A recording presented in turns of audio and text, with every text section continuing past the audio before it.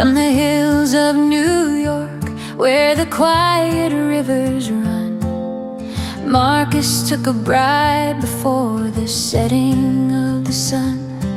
Narcissa sang a hymn as they turned their faces west, to a land of thickest darkness, where they'd put their faith to test.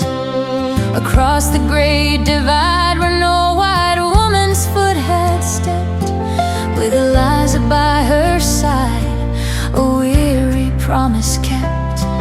They reached the walla where the bunch grass meets the sky, to build a house of wood and prayer, while the years went drifting by.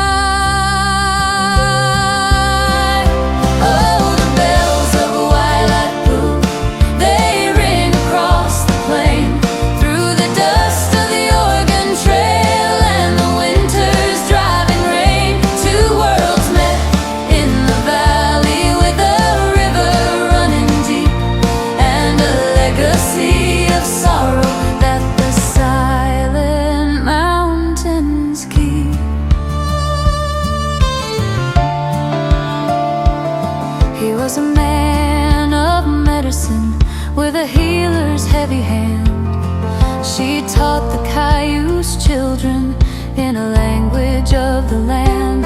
But the joy was short and fleeting, like a shadow on the floor, when Alice Clarissa went to play and came back home no more. The river took their only child, and the mission turned to stone. Narcissa wrote her letters, feeling hollow and alone, as the wagons started coming, 1,000 souls a year. The trust began to wither in the garden of their fear.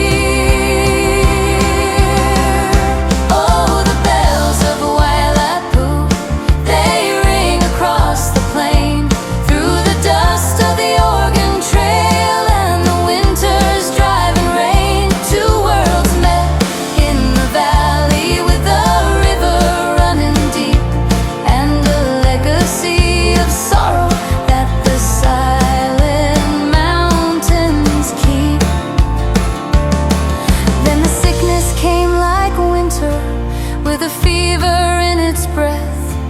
The measles took the children to the valley of their death.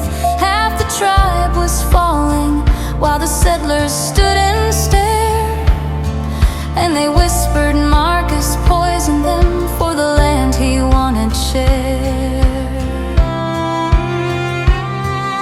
The fog was thick and heavy on a dark November day, when the peace they tried to manufacture finally gave way.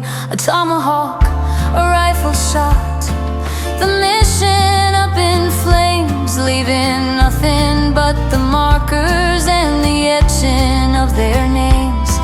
Now the site is still and quiet, where the Cayuse once would roam, a monument to a tragedy they called a mission home.